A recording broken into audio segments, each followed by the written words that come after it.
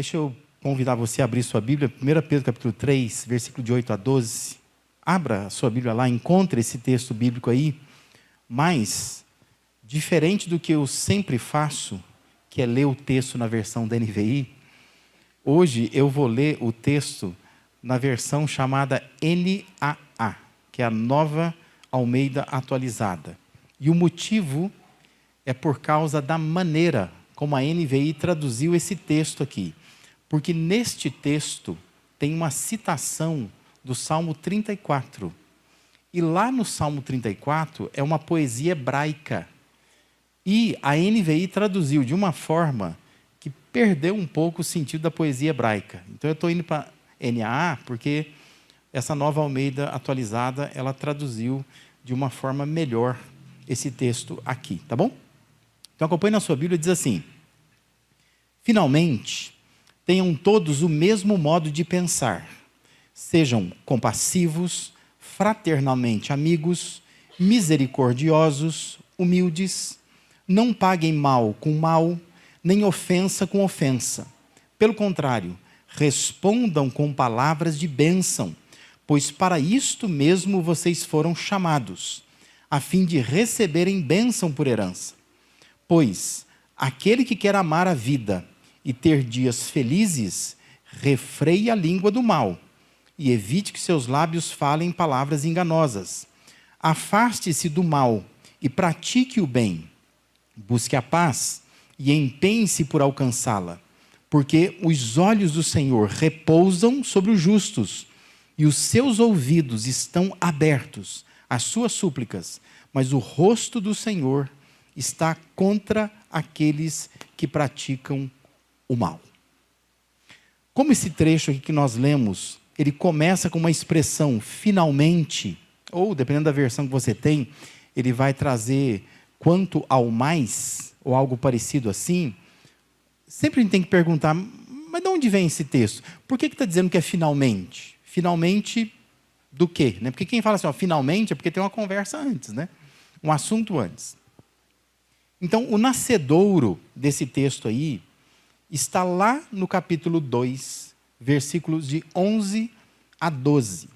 Quando Pedro, escrevendo, ele diz: amados, peço a vocês, como peregrinos e forasteiros que são, que se abstenham das paixões carnais, que fazem guerra contra a alma, tendo conduta exemplar no meio dos gentios, para que quando eles os acusarem de malfeitores, observando as boas obras que vocês praticam, glorifiquem a Deus no dia da visitação. É de lá que vem esse texto, que chega no finalmente aí, que nós acabamos de ler agora. Então, ele estava pedindo a pessoas que, sendo crentes, elas passavam por experiências de sofrimento, né? Era um povo que vivia em aperto, né? Em sofrimento. E a tese de Pedro é simples. A tese dele é: nenhum sofrimento pode ser desculpa para a gente ter uma má conduta. Nenhum. Sabe essa história de que você vê às vezes na televisão, né, um indivíduo que roubou, e aí o entrevistador lá, o repórter, pergunta: por que você roubou? Né? E ele dá um motivo assim: é porque eu sou muito pobre. Né? É porque eu estava passando uma necessidade. Na perspectiva da lei, não há desculpas para você cometer um crime. Então Pedro, quando está escrevendo a sua carta, ele está se dirigindo a um público que está sofrendo pressões, apertos, provações. Mas a tese de Pedro é: nenhum sofrimento pode ser desculpa para maus comportamentos. Não pode. A gente não pode justificar comportamentos nossos em sofrimento, em situações de sofrimento. E basicamente o pedido era por uma atitude positiva diante do sofrimento. O desejo de Pedro é que aquelas pessoas pudessem transformar essas experiências amargas diárias que eles passavam, sendo provados ali, numa espécie de escada, que os ajudasse a subir os degraus da vida, da fé.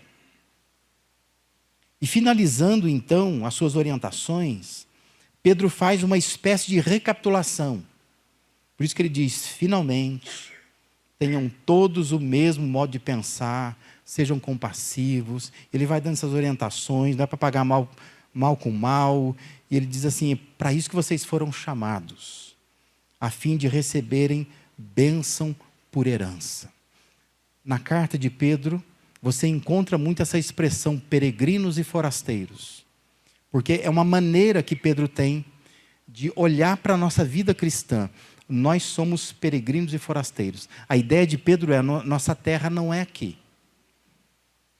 De modo que quando alguém morre, na perspectiva de Pedro, na carta aqui, não é que a pessoa foi embora. Não, ela foi para casa agora. Porque ela já não era daqui. Ela era peregrina e forasteira aqui. Estava de passagem, né? E a gente costuma usar essa expressão, né? Estamos aqui de passagem. Mas na carta de Pedro isso fica muito forte. Mas uma segunda expressão que é muito comum nessa carta de Pedro é a expressão herança. Pedro diz que existe uma herança reservada para nós, guardada para nós nos céus. Pedro diz ao casal que homem e mulher compartilham uma graça de vida, uma herança aqui na terra. Têm o privilégio de viverem juntos.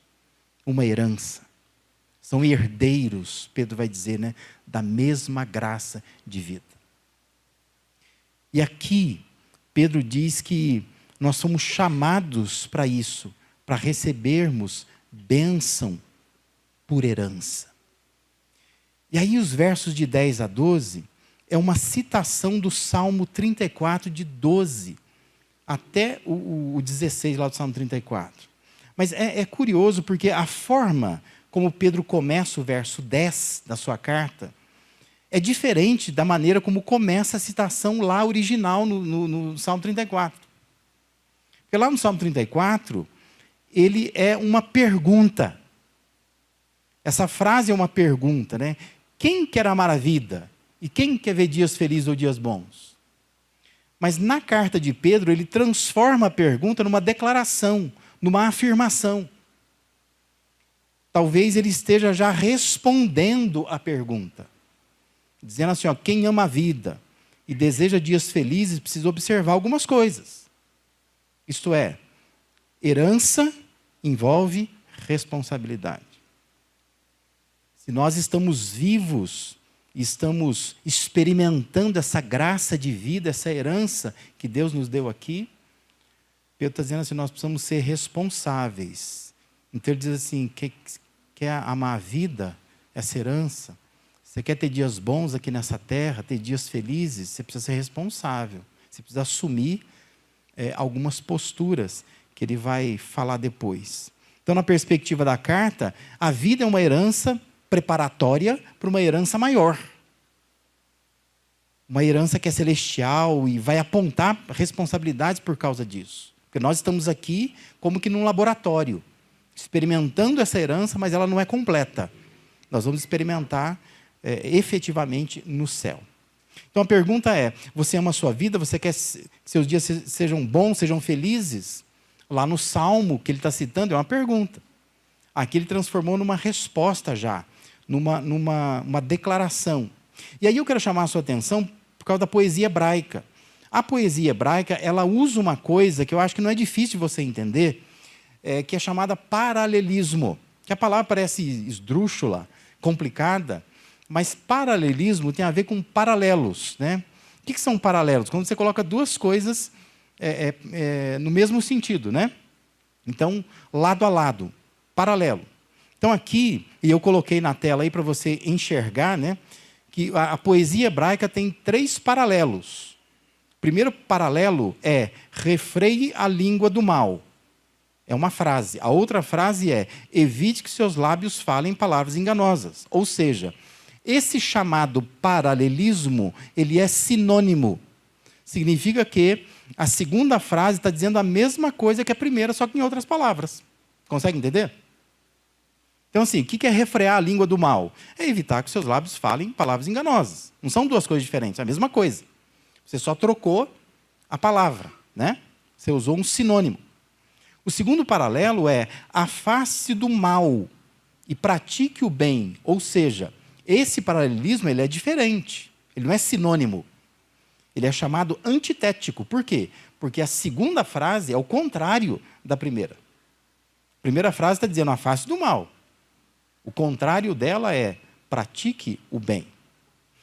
E o terceiro paralelo que tem aí é busque a paz e empenhe-se por alcançá-la. Esse paralelismo, só para você saber, né? Ele é chamado sintético. Ou seja, a segunda frase é o clímax da primeira frase. Então, ele está dizendo assim, ó, busque a paz. Ah, mas se empenha por alcançar. Entendeu? Ele está dando uma força na segunda frase. Não sei se você, ao observar, você fala assim, para que serve isso, né? É para que você entenda que a Bíblia, ela vem de uma cultura hebraica, e na cultura hebraica, no Antigo Testamento, eles apreciavam essas coisas. Não era só você escrever um conteúdo, mas você pensar no desenho desse conteúdo. Como que esse conteúdo é apresentado, né? Isso tem a ver com didática, porque as pessoas liam isso aqui e guardavam na cabeça mais fácil, usando esses chamados paralelismos. Mas daqui, por que Pedro cita essa poesia hebraica? Porque daqui ele quer que a gente pense que nós temos responsabilidades. Já que nós recebemos bênção por herança, precisamos ser herdeiros responsáveis. Então, o que nós vamos fazer com esses paralelos que ele está citando do Salmo 34? Então, são 3 responsabilidades. Primeira responsabilidade tem a ver com a comunicação. Ou seja, se você quer viver dias felizes e bons na sua vida familiar, na sua vida profissional, na sua vida religiosa, você precisa vigiar a forma como você se expressa, que é a comunicação. Tem que se comunicar bem. Por isso ele está dizendo, você precisa refrear a sua língua. Ele está citando o Salmo 34. É lá que diz isso. É lá que tem uma pergunta dizendo, você quer viver dias felizes? Refreie a sua língua do mal. Evite que seus lábios falem palavras enganosas. Refrear a língua é o sentido de fazer cessar, de fazer parar. É a imagem de quem está montado no cavalo e puxa o freio do cavalo. Então, o pedido que está sendo feito aqui é, você quer amar a vida? Você quer viver dias felizes, mas você precisa puxar o freio dessa língua, né? Então, você precisa tomar cuidado como fala, com quem fala, o que fala, por que fala. Isso tem a ver com comunicação. 2 provérbios bíblicos nos ajudam a refletir aqui. O primeiro deles é o provérbio 15:1, que diz assim, a resposta branda desvia o furor, mas a palavra dura suscita ira. Em comunicação, é muito pertinente a regra da física, né? Toda ação gera uma reação em sentido contrário. Então, dependendo de como você fala com alguém, esse alguém vai reagir. Mas o provérbio está garantindo que uma resposta branda desvia o furor. A sua mulher já está furiosa. Você sabe que ela está na TPM, no ápice da TPM. E ela fala com você de uma maneira grotesca, animalesca. E você olha, se você responder de uma maneira que seja uma palavra dura, você vai piorar a situação. Agora, o provérbio está dizendo assim, se você der uma resposta branda, está dizendo que você desvia o furor. Como se fosse um tiro que viesse na sua direção e desviou. Que você foi lá e acalmou a situação. Palavra branda. Nossa palavra tem que ser branda. Então a gente precisa aprender como a gente fala, como que a gente comunica, como que a gente se expressa. Interessante, né? Há uma preocupação de Pedro nesse sentido. Vocês estão sofrendo, estão apertados, às vezes achando assim que vocês estão... Tudo é sofrimento, parece que não tem luz no fim do túnel.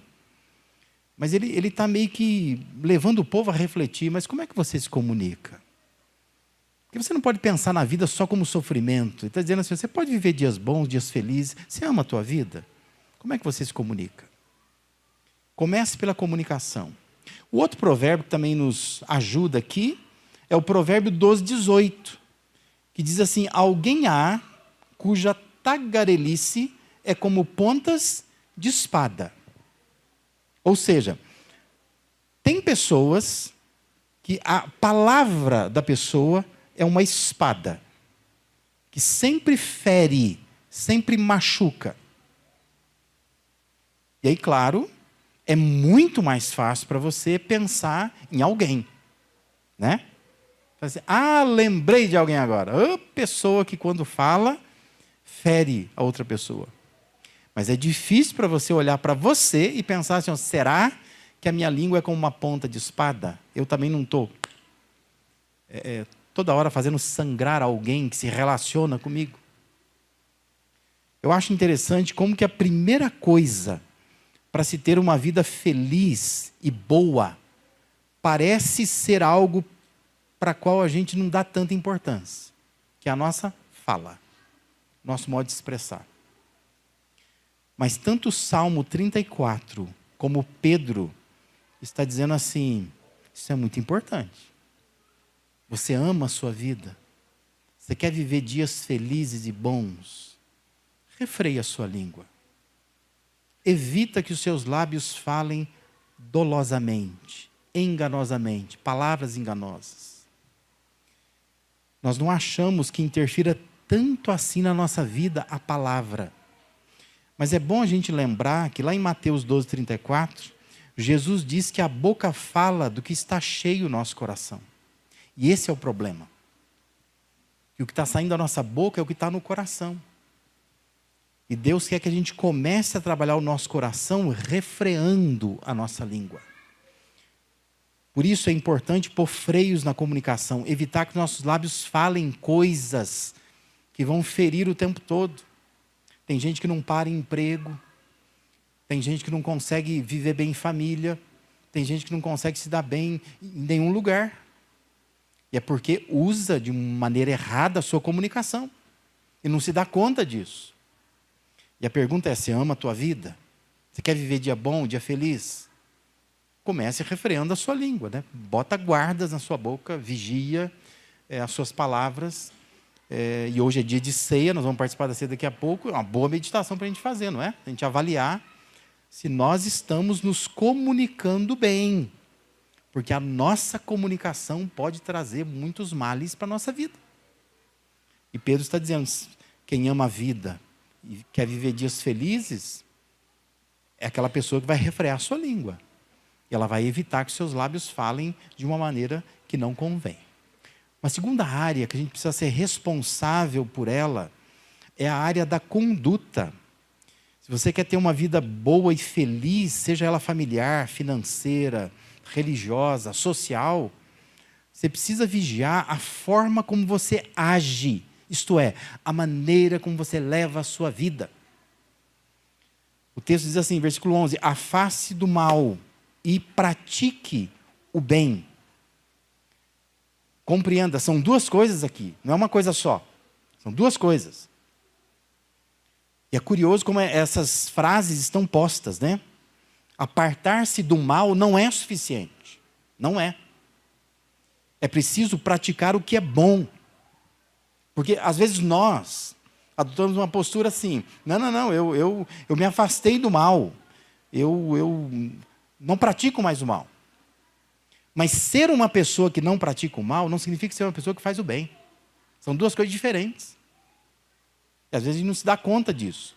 Nós podemos fazer ou não fazer o errado, mas também não fazer o correto. E tem coisas que você sabe que você tem que fazer e você não faz. Então você nem faz o que é errado, mas também não faz o que é certo. Então é preciso cuidar da conduta. Então não resolve dizer assim, eu não bebo, eu não fumo. Cristão sabe dessas coisas, né? Tem a listinha dele lá. Eu não bebo, eu não fumo, eu não brigo, eu não grito, eu não xingo, eu não perco a paciência. Não adianta você dizer que você faz tudo isso, ou não faz aquilo que é o mal, né? Você evita o mal.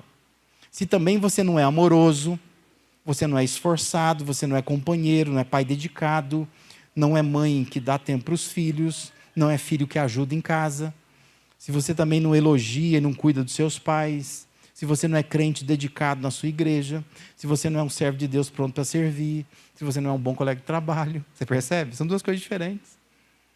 Porque você pode sim ser uma pessoa assim que tem horror ao mal. Não gosto de nada que seja ruim. Mas também não significa que você esteja perto das coisas boas. Porque você não pratica o que é bom. Então a nossa ação, ela não pode ser apenas contrária ao mal. Ela tem que ser favorável ao bem. Porque senão a gente vai simplesmente empreender um esforço para evitar o mal. Mas nós não vamos nos dedicar para praticar o bem. E nos tornamos então pessoas rigorosas com o mal, mas não zelosas com o bem. São duas coisas diferentes. Tem gente que é rigorosa com o mal. Ela o tempo todo, ela está repreendendo o mal. Ela não faz nada de errado. Se ela vê alguém fazendo coisa errada, ela vai lá e repreende. Mas ela não tem zelo nenhum para fazer o bem. É preciso cuidar da nossa conduta. Pedro estava preocupado com isso. Quando a gente sofre, quando a gente está numa situação de aperto, a nossa tendência pode ser até que a gente se afaste do mal, mas a gente não pratica o bem. A gente deixa de ser pessoas zelosas com o bem. E essa é uma área para a gente avaliar e pensar nessa noite. Como está a minha conduta? Porque senão eu sou uma pessoa só que eu sei identificar e fugir do mal. Mas eu não sou capaz de praticar uma coisa boa. Eu não sei ser uma pessoa boa, de fato. E uma terceira área que nós precisamos nos responsabilizar é a área do convívio. Veja que o versículo 11 ainda diz assim: busque a paz e empenhe-se por alcançá-la. Conceito de paz para nós é diferente do que era a shalom para um judeu. Porque hoje em dia a gente tem costume, né, de cumprimentar as pessoas, né? Paz, né? Às vezes é um mero cumprimento. O judeu, ele cumprimentava as pessoas assim: shalom. A paz de Deus seja sobre você. Mas o que era para um judeu shalom, muitas vezes não é o que é para nós paz. Porque para nós paz é assim: eu quero sossego para mim. Né? Quando você fala de paz, viver em paz para você é: eu quero sossego para mim. Mas a shalom para o judeu é: eu desejo harmonia para você. Eu quero paz para você. O importante é que haja paz sobre você, ainda que para mim eu não esteja em paz. Percebe a diferença? Para nós, a gente está buscando paz para nós, né? Pelo amor de Deus, me deixe em paz, a gente fala, né? Desligue esse rádio, me deixe em paz. Não quero ouvir sua voz, me deixe em paz. Tira essa criança daqui, eu preciso de paz. Porque o tempo todo nós estamos querendo a paz para nós. Todo mundo não vive em paz. Mas a shalom para o judeu é: eu desejo a paz sobre você. É harmonia para você, ainda que para mim eu não esteja em paz. É totalmente diferente. Por isso que Pedro está citando o Salmo 34. Busque a paz, empenhe-se por alcançá-la. Isso lembra muito Mateus 5,9, né? Dentre as bem-aventuranças, Jesus diz assim: bem-aventurados ou felizes os pacificadores, porque serão chamados filhos de Deus. Gente pacificadora. Essa é a ideia da shalom do judeu, né? Eu estou sendo um pacificador, estendendo a paz que está em mim, eu quero que essa paz esteja em ti. Essa é a ideia, né? Estou em paz, que você viva em paz. Mas se eu não estiver em paz, ainda assim eu vou me empenhar para que você tenha paz. Para que você viva em paz. Pensa como que seria na sua casa, se você praticasse isso. Como seria esse núcleo de convivência de casa, se você fosse alguém que pensasse assim: ainda que eu não esteja em paz, mas eu quero a paz para minha família. Então eu vou ser um promotor de paz, uma promotora de paz. Eu vou ser um pacificador, uma pacificadora.